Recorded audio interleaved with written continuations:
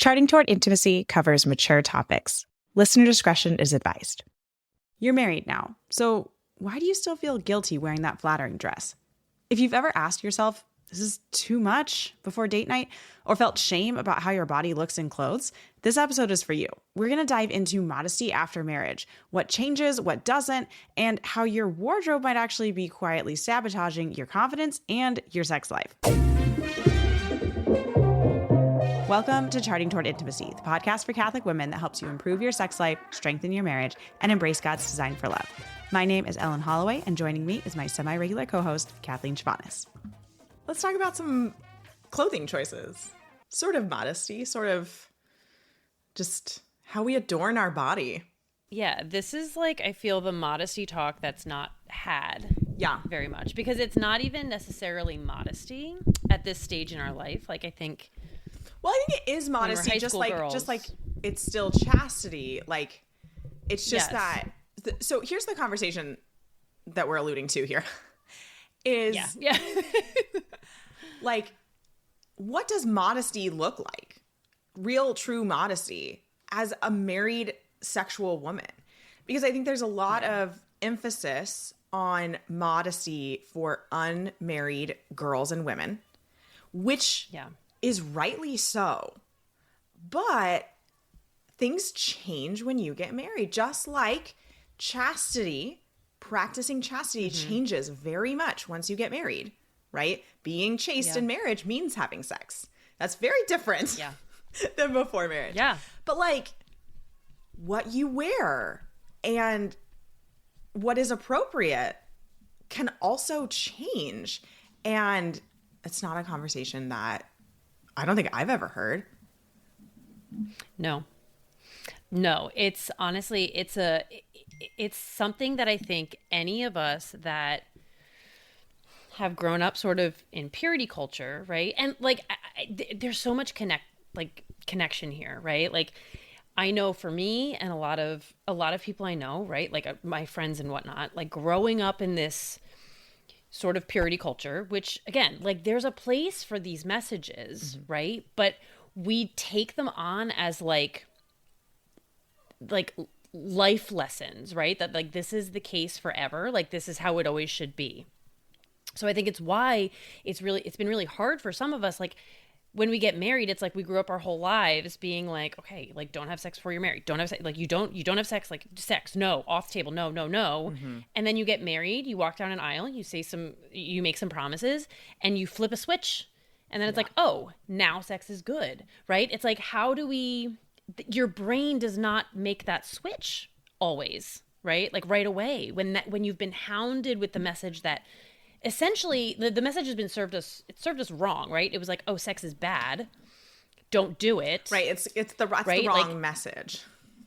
It's the wrong message. And now it's like, oh, now sex is good. Like, our brains don't get that. And I think in a similar way with how we dress, right? It's don't be tempting, cover up, right? Like all of these, like, so it's like not too low cut, not too short, like all of these things that we've really internalized as like, oh, this is how I need to present myself. But then we're married and we have these good men in our lives who delight in our bodies. Yeah. Like they love them. They delight in them. They are proud of them.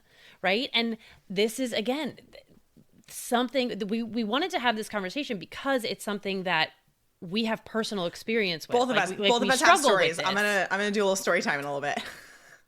Yeah, exactly. Right. That it's just like, I'm like getting ready, for whatever with my husband, even like date night. It's like, oh my gosh, is this too short? Oh my gosh, is this too low? And he's like, no, why do you think that, like, and he's had to make the point to me that like, you are a married woman who is fully in charge of her sexual faculties, who is a sexual creature. Like, please flatter your body, adorn it. Like, let me see it a little bit, Now, I want to say, this is not the like, oh, like wear like something that's like low cut down to your navel, right? Or wear the thing that's just barely covering your butt. Like, no. There is virtue is always found in the middle ground, right? So virtue is not found in the super low or the super high. It is not found in the tenting yourself to cover everything up, right? Like it's found in the middle ground, flattering your body, wearing something that's just a little low cut. Guys, here's what I'm going to say. A little bit of cleavage is okay. I know it's good. That's hard. That's right? hard like, for me to take. Has anyone, yeah, it is. It's been really hard for me to learn too. Like not too much, but a little bit. Like we were made the fairer sex. We were made to be beautiful, to be attractive, to even be alluring and desirable. Yeah. Like that's how we were made. And that is what our husbands, how they want to see us. Right. And we kind of joke about like in my house anyway, like we joke about like Gen Z culture and like the way Gen Z dresses. And it's like, for certain things like school dances and, you know, like whatever, like it's like, okay, wear the tiniest thing you can. But then in everyday life, it's like, okay, make yourself as frumpy as possible. So like, I know. Wear like... It's the weirdest thing. Don't let Kathleen get on a tangent about homecoming dresses. No. Okay, don't ask her about homecoming dresses. She will talk your ear off. They're flooding my it. social media right now, and I'm just like, what are we doing allowing these girls to wear these things, okay? Who are not supposed to be sexual creatures right now, right? Like, who are not in charge of their sexual faculties. They are they're sexual creatures, right? Like a sexual creature correct. is a creature who has a sex, right? So a woman is a sexual creature. A man is a sexual creature. A female chicken is a sexual creature, right? So in February of this year, we went to a wedding and my husband was a groomsman and they did this like... Anyway, his tie was hot pink. Like, so his bridesmaid that he was walking with was wearing like hot pink. And so I was like, well, we'll match. And so I chose like this hot pink dress. And I was having a really hard time finding a hot pink dress. It was just kind of difficult. But I found one that worked and like seemed like close enough to the right color. But it was like V cut. And I am particularly busty. I'm on the bustier side of things. And that's always been a bit of a issue for me. Like growing up, it was really hard. I was like very busty. I couldn't wear just like regular clothes is what I felt like.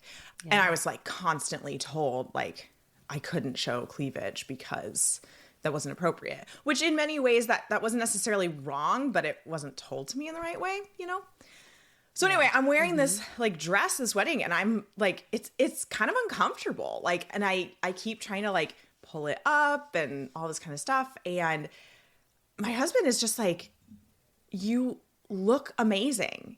And it's really okay. Like it's not as inappropriate as it is in my head. Like I think I have like very much ballooned out any kind of cleavage. Like that's my personal issue is cleavage on myself. I don't even like notice cleavage on other people. It's me. Like I noticed it on me. Yeah. And yeah, so it's like I was like uncomfortable in this dress, but I didn't have time to like get a new one. It's fine. It's what I wore to the wedding. And so I think there's just an interesting conversation there to have is like my comfort level is very important. Like, and I'm not telling you guys to wear clothes that you are uncomfortable with. But at the same time, what I have, you know, reflected on since this incident is where is my discomfort rooted in? Is it rooted in true modesty, or is it rooted in some false modesty? And then the other thing is just like, I think a very good guiding star for us here is what our husband actually thinks about our outfit from a modesty perspective. Because your husband does not want you going around flaunting your body in a way that is immodest to other men. Like he's not going to want you to do that. And so he's not going to tell you that an outfit is fine if he's uncomfortable with it. Most likely. I mean, I think we're talking generals here. Yeah. And so, you know, if you're kind of unsure about an outfit, I think honestly, talking to your husband about it is like an excellent judge of like, is this okay, is this a good amount of like just showing that I am a married female and who has a sexual body? Or or is this, you know, a step or two too far? And tell your husband to be honest with you, right? It's not the whole like, does this make me look fat conversation? Like, tell him like, Right, I want you to be honest with me here. Like, it's okay. I understand if you are uncomfortable with this outfit, then I definitely don't want to be wearing it, right? Yeah. But again, I'm not saying like just do what your husband does here. Even if you're wildly uncomfortable in the outfit, don't wear the outfit if you're uncomfortable in the outfit. Honestly, I probably should have, like, if I had had more time, I would have picked another outfit for that wedding because I was uncomfortable. Like, it wasn't comfortable for me to wear. And when I look at pictures, I'm like, man, I'm busty in that dress. But dang, I look good. That's what my husband says. I'll be like, man, I'm busty in that dress. And he's like, yeah, I know. You look fantastic. Yeah, you're like, yeah, you are. Oh my gosh, I love it. But like, that's the thing, you know? Like, it's okay that you're busty. I am also like, I'm busty for my frame. Like, I will say that, you know, like, I think I've kind of gone down a little bit since like nursing a bunch of babies. You know, it's like everything's a little deflated. I know. You know what? I put that dress on recently. So we're recording this, roughly 9 months, 8-9 months since that time. Yeah. And like, I've lost some weight. And then also I'm not like my baby is a year old now. I'm still nursing him a little bit, but not exclusively nursing him. So like my chest is not as busty it's not as it was. busty anymore. And I wore it and I was like, man, I don't feel bad about this dress at all now. Yeah, no, exactly. Right. I don't know. I just think that like breasts are attractive. Like they are attractive, you know, and it's not that we should be like showing them completely, right? Obviously. But there is a middle ground. And I think that's what we always have to remember is that virtue is always found in the middle ground, right? And that's like with everything, right? Like you cannot go too much one way or too much the other way. Like it's always going to be found in the middle. And so to flatter our bodies is not a sin as married women, right? Like whose husbands delight in the sight of our bodies. It is not wrong. And I'm sure we're going to get some people who are going to be like hard pass. Let's hear it. I mean, like you are going to disagree. Let's have this conversation. Let's talk this out. Let's dig it out. Exactly. And let's also recognize that like, okay, we've said a lot about like low cut or high, you know, short, like whatever. Maybe it's not that. Maybe it's fitted in your waist. Yeah. Maybe it's fitted in your hips, right? Like there are ways that we can flatter ourselves modestly without covering ourselves up, right? Like the body is good. It was made to be good. We're teaching our children, right? That your body is good and it deserves to be protected, but it also deserves to be seen in the right light, in the right ways, right? Like it is so good that yes, it needs to be protected, but it does not need to be hidden. Yeah. In these like big open, like tent, like, you know, like Moo-moos. Moo-moos, exactly. Right? Like, you know what that just made me think of is that hilarious woman. She has like 6 or 7 kids now or something. And she's Catholic and she does these like songs about fertility things and sex and intimacy things. And she like dances in her like moo-moo nightgowns like all the time. And she calls her husband sweetie and yeah. Oh yeah, she's Emily Bondi. Oh, she's great. So funny. She makes me laugh so hard. She makes me laugh a lot. Yeah. Emily Bondi. Yes, that's right. Sorry, Moo just made me think of her. She is because she does. She wears like grandma like pajamas and like the like 80s sweaters. Oh my gosh. She's amazing. I just feel like if I lived near her, like she and I would be friends. 1000%. Yeah. Yeah. She sounds amazing. She's hysterical. She does. I have no idea where she lives. I think she's in like Minnesota or like the Midwest or something. But anyway, it's far from me. Too bad. But I don't know. I think this is something that we really, as married women, need to start challenging ourselves with. Like where, like exactly like you said, Ellen, where is this discomfort coming from? Is it coming from this place where I was taught and internalized that like I am most modest when everything is covered? Yeah. Right?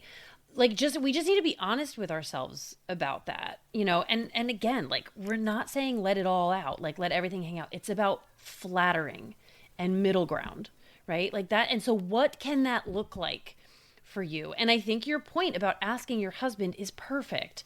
Yeah, ask your husband. Like he loves you, right? Like he wants to, he loves your body. He wants to see your body, but he doesn't want everyone else seeing it. Well, and his role, so I think as he is husband, the perfect opinion. Yeah, like his role as husband, if we go back to the like primordial role of husband with Adam and Eve, his role is protector. You know, Adam's role was to protect Eve, and that's where Adam's blame came in the fall, is that God had told him to protect Eve.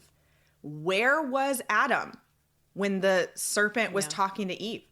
Adam was not doing his job, right? A lot of times we think of the fall and we're like, oh my gosh, woman sinned first and then like passed the sin on.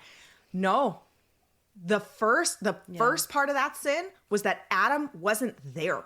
He wasn't protecting his wife, and his job was protection, right? So your husband's like primordial, inherent, like it's deep. It's like deeply ingrained in the male psyche, in the male humanity, to be that protector. And so I think that really he can be a very good guiding light for that. I have another thought that has kind of like popped into my head as we've been discussing this, of like flattering your body and wearing clothes that like look nice. You know, maybe we're not even talking about lower cut or shorter or even necessarily fitted. But I want to talk to the women who have gained some weight and are very uncomfortable in their body. And this has been me for much of my marriage. You guys know that I had a very difficult like first 6 months of my marriage. Like I've told my story many times, like we hit rock bottom almost immediately. What I haven't really shared is that within the first 6 weeks of my marriage, I gained 25 pounds. It was, yeah. I didn't know this. Wow. And so weight has really been an issue for me my entire life, but particularly in my marriage. And stress affected that a lot. But, you know, and that was just kind of all wrapped up in all this difficulty of the first like 6 months of our marriage. And I became so uncomfortable in the clothes that I was wearing. And I didn't fit any of my clothes, right? And so I had to buy other clothes. And I was so mad at myself for gaining so much weight. And I was so disgusted with my body that I trended toward clothes that were just baggy and frumpy. And because I felt like I didn't deserve to look nice. And so I want to talk to you who's in that same spot where, and maybe it's not outright said, because I don't think at the time I said it outright to myself that I don't deserve to look nice.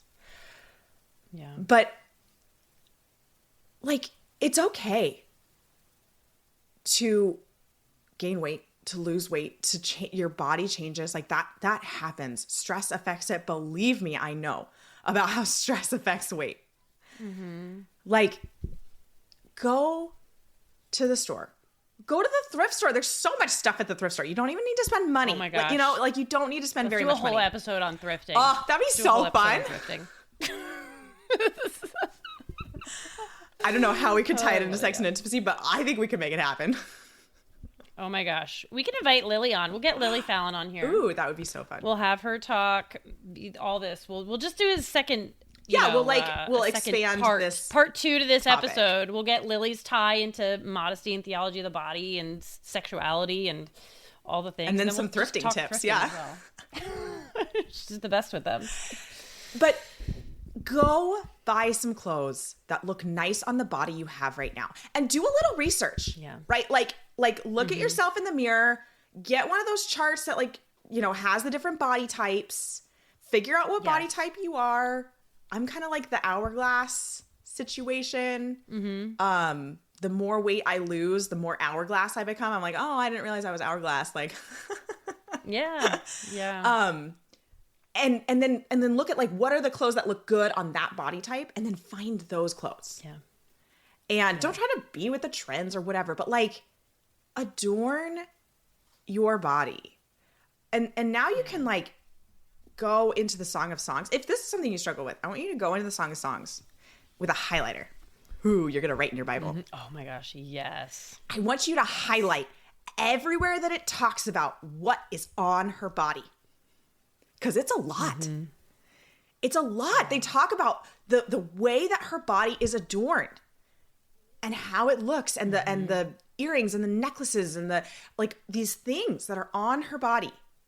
And then They even talk about her breasts. oh, they do. They straight up do. They do. Like this is all being seen. Right? Yeah. Like this isn't like, oh, and everything was hidden under this. Yeah, everything was that's hidden not under this what it moo-moo. is. It's everything he sees on her, Yeah. right? And he sees her breasts. He sees their shape. Like he sees, yeah. And he delights That's a in great them, point. right? And so He delights in it. Yes. and again, like, this is not to say that we should be showing off our body outside of the bedroom. Correct. And I don't think we've said that at all, but just sort of a little reminder here toward the tail end of the episode. Yeah. There is a level of showing that is not appropriate outside of the bedroom, right? You should not wear lingerie outside of the bedroom unless it's under your clothes. Totally fine, right? Like if you're wearing lingerie True. as your underwear, not a problem. Not a problem. You could totally do that. Yep. But you should not wear it like without clothes outside of the bedroom. Yeah. Yeah, please. Or outside of the house. I mean, like you can have sex outside of the bedroom. I don't know. Understand my context. Don't wear it for anyone other than your husband. Understand my context, not my exact words here.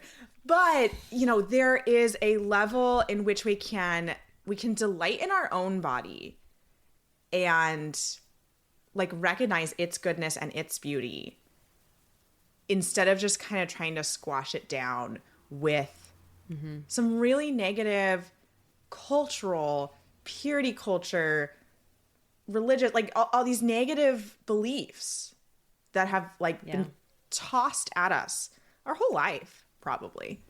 Yeah. And just, you are beautiful. You are so beautiful. So beautiful. And your husband thinks that as well. And God thinks go that. to him. I mean, more importantly, God thinks it. I mean, your husband's great, Well, but like and I think more importantly, God thinks you're beautiful. Yeah.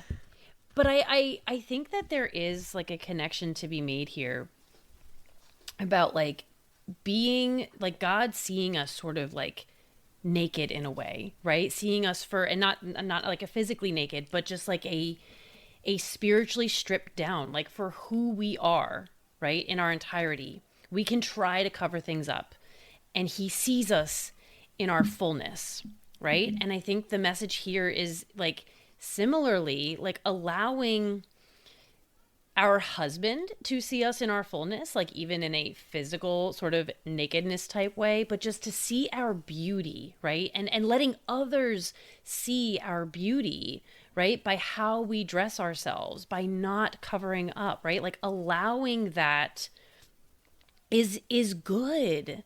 And it's holy. Like you can bring people into the church through beauty, right? Yeah. And that can be like physical beauty, right? Like, but it can also be like the beauty of your soul.